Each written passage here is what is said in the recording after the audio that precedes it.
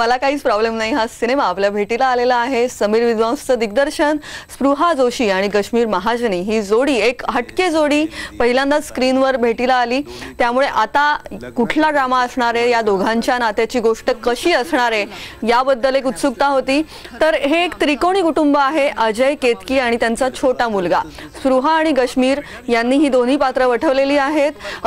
लग्न झाल्यानंतर 7 वर्षांनी त्यांना जाणवायला लागतं की कुठेतरी आपल्या दोघांच्यातला संवाद तुटत चाललाय की काय आणि कुठेतरी आता घटस्फोट यायची वेळ आलेली आहे की काय, या निर्णयापर्यंत ते यायच्या आधीची ही गोष्ट आहे। दोघांच्यातला संवाद हा पती-पत्नीचं नातं हे नेहमीच अनोखं असतं। कोणाला कळेल नाही कळेल अशा पद्धतीने अनेक पदर असतात या नात्याला आणि हेच पदर यात हळूवाररित्या दाखवलेले आहेत।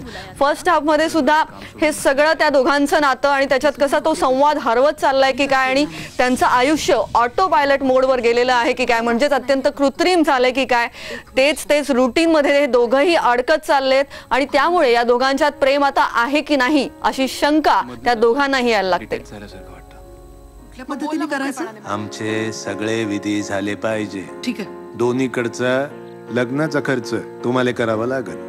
एवढं शक्य नाही आम्हाला। आता तेवढं तर करावंच लागेल ना। खर्च वगैरे आमचं आम्ही बघू, तेवढं मेहनतीने कमावलंय आम्ही। घर तर बापजादाचंच दिसून राहिलं। कुटुंबियांच्या विरोधात या दोघांनी लग्न केलेलं असतं आणि त्यानंतर 7 वर्षांनी अचानक पुन्हा एकदा हे सगळे कुटुंबीय त्यांना जवळ करतात आणि मग ते गुहागरला जातात आणि एक वेगळाच एक फॅमिली ड्रामा सुरू होतो।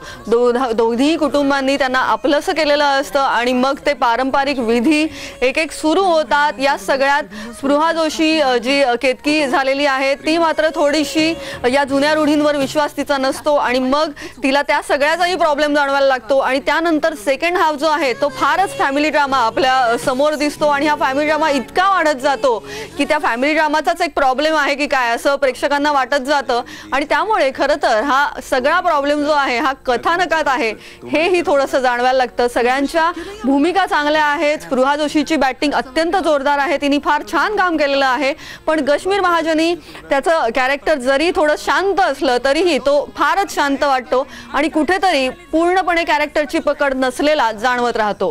कसे आहात तुम्ही? तयारी तू करायची हा? ठीक आहे। तुझ्यासाठी सारे सारे तुझ्यासाठी पेरेंट्स मीटिंग आहे असतानाच्या शाळेत, आपल्याला दोघांनाही आमंत्रण। 4 वाजता सगळं संपून मी पोहोचणार आहे। आप दोनों को बुलाया था ना? दर वेळेस काम सोडून नाही येतात मीटिंग्सला। मी सुद्धा नोकरी करते।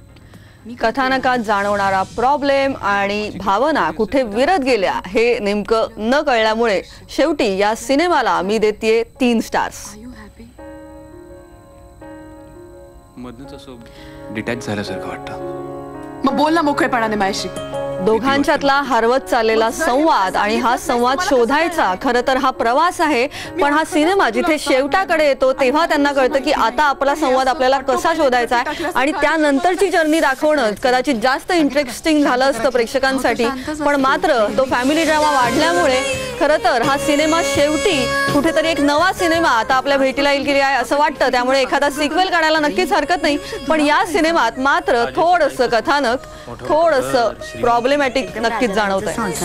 मला असं तोंडावर नाही नाही म्हणतायत। नाही म्हणायला दरवेळेस चिडूनच बोलावं लागतं असं नाहीये। खोटं बोलायचं प्रेमाने।